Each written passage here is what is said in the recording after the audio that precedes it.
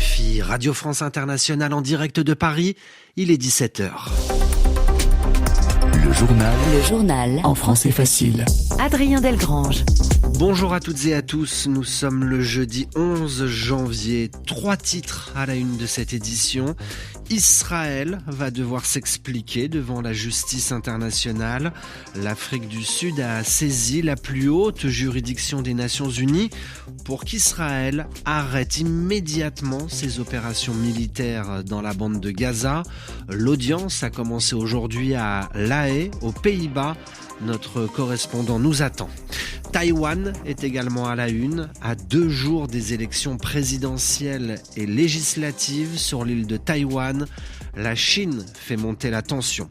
Et puis en France, après la nomination de Gabriel Attal comme Premier ministre, l'annonce de son gouvernement pourrait intervenir d'un moment à l'autre. Voilà pour les titres, soyez les bienvenus. Les avocats d'Israël prendront la parole demain. Les avocats d'Israël se défendront ce jeudi devant la Cour internationale de justice, la CIJ. Aujourd'hui, le principal organe judiciaire de l'ONU s'est penché sur la guerre à Gaza. Depuis ce matin, la CIJ a été saisie par l'Afrique du Sud. L'Afrique du Sud a décidé de lancer une procédure contre Israël. Pretoria estime qu'Israël est en train de commettre un génocide dans la bande de Gaza. Génocide, un terme très précis qui signifie la destruction d'un groupe d'êtres humains. Pierre Benazet, bonjour. Bonjour. Vous êtes le correspondant de Radio France Internationale à Bruxelles. Pierre, cette première journée d'audience a notamment été consacrée à la présentation des arguments sud-africains. Effectivement, le ministre sud-africain de la Justice est venu avec plusieurs avocats. Pendant 3 heures, ils ont cherché à prouver qu'un génocide est en cours à Gaza en ce moment. L'Afrique du Sud a décidé d'aller devant la Cour internationale de justice parce que seuls les États peuvent y entamer des procédures et le Hamas qui gouverne à Gaza n'est pas un État. La Gambie avait fait de même en 2019, une procédure contre la Birmanie pour le génocide des Rohingyas. L'Afrique du Sud espère que les juges feront comme pour les Rohingyas, c'est-à-dire imposer à Israël des mesures d'urgence.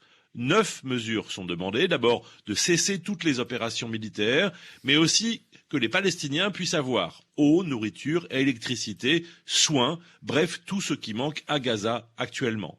Pour l'Afrique du Sud, il faut ces mesures tout de suite, parce que la Cour internationale de justice mettra beaucoup de temps pour décider s'il y a, oui ou non, un génocide à Gaza. La deuxième audience aura lieu ce vendredi. Ce sera au tour des représentants d'Israël de se défendre. Merci Pierre Benazet pour toutes ces informations. Alors, face à ces accusations de l'Afrique du Sud, Israël a une nouvelle fois réagi aujourd'hui en accusant l'Afrique du Sud d'être le bras juridique du Hamas. Fin de citation. Intéressons-nous à présent à la situation en Papouasie-Nouvelle-Guinée, un pays situé au nord de l'Australie. La Papouasie-Nouvelle-Guinée est en état d'urgence, décision du Premier ministre. L'état d'urgence lui permet de renforcer les pouvoirs de justice et de police dans son pays. Des violences ont éclaté dans la capitale hier soir. Au moins 15 personnes sont mortes après des manifestations contre le gouvernement, manifestations menées par des soldats, des policiers et des gardiens de prison qui protestent contre des baisses de salaire. L'actualité sur le continent asiatique, à 2 jours des élections à Taïwan, la Chine se fait plus menaçante. D'une part, Pékin appelle les habitants de Taïwan à faire, je cite, le bon choix, c'est-à-dire de ne pas voter pour le candidat favori des sondages, présenté par Pékin comme un grave danger pour ses positions en faveur de l'indépendance de l'île. Et puis d'autre part, la Chine demande aux États-Unis de ne pas se mêler de l'élection présidentielle à Taïwan. Sur place, même si les rapports avec le voisin chinois prennent une grande place dans la campagne électorale, un autre sujet préoccupe les Taïwanais, celui du coût de la vie, de l'augmentation des prix. autrement dit les difficultés économiques. Reportage à Taïwan, Adrien Simor. Dans ce marché de Taipei, ces 3 jeunes tractent pour le 3e parti taïwanais. L'outsider Ke Wen-je défend surtout des réformes domestiques. Teng Shuwei, étudiant. À Taïwan, la loi favorise la spéculation immobilière. Donc se loger est devenu un véritable cauchemar pour les jeunes. J'espère que le futur président réglera les problèmes internes à Taïwan. Et comme ça, on sera encore plus fort face à la Chine. Les bas salaires ou encore le prix de l'immobilier figurent parmi les premières préoccupations des Taïwanais. Roy Nung, militant et chercheur basé à Taipei.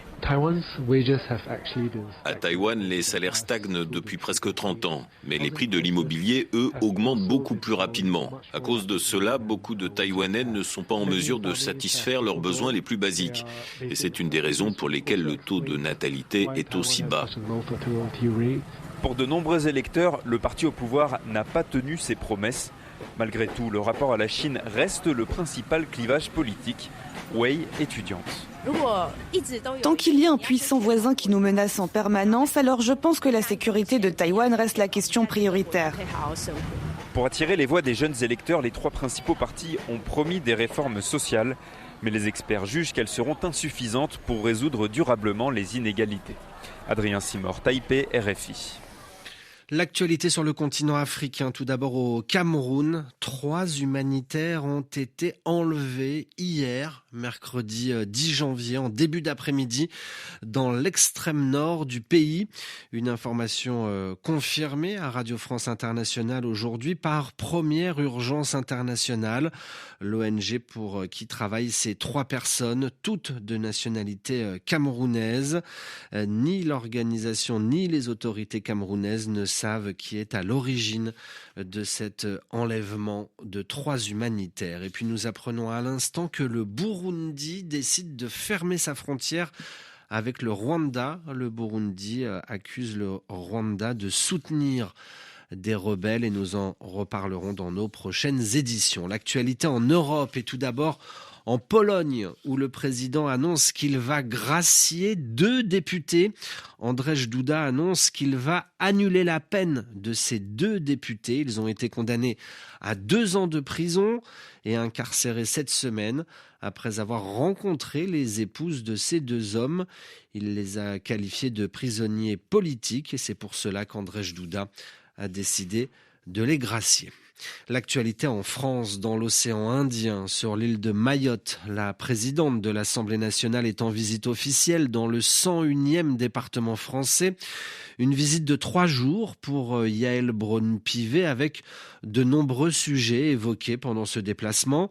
Tout d'abord, le problème de l'eau. Les Mahorais n'ont plus l'eau courante 2 jours sur 3. Et à partir de lundi, cela devrait changer. Seulement 1 jour sur 2, ils auront accès à l'eau courante. La sécurité est aussi un énorme sujet, comme par exemple les mineurs isolés. Il serait plus d'1 millier à Mayotte. Reportage Pierrick Bonneau. Dans une toute petite salle aménagée à l'entrée du bidonville de Kaweni, une dizaine d'enfants apprend les bases du français. Pas de matériel, les murs sont décrépits.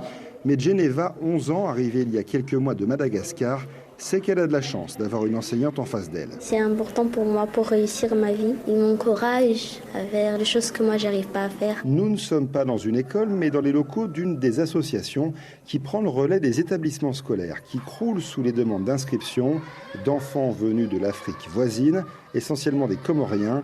Nadidou Bakar, responsable de l'association ACKB. Il n'y a pas assez de place ici au département de Mayotte. Du coup, nous avons pris l'initiative de mettre en place un accueil de jour qui peut accueillir jusqu'à 250 jeunes par jour. Mais même avec le renfort des associations, jusqu'à 10 000 enfants seraient déscolarisés à Mayotte.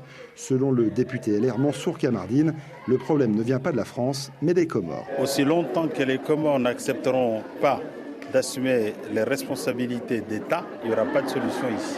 On a mobilisé 500 millions d'euros pour des écoles, il restera toujours encore des écoles à construire ici. Le gouvernement français doit présenter un projet de loi spécifique à Mayotte d'ici la fin de l'année. Les associations de parents d'élèves espèrent que le sujet de l'école sera prioritaire. Reportage à Mayotte où il est 19h10.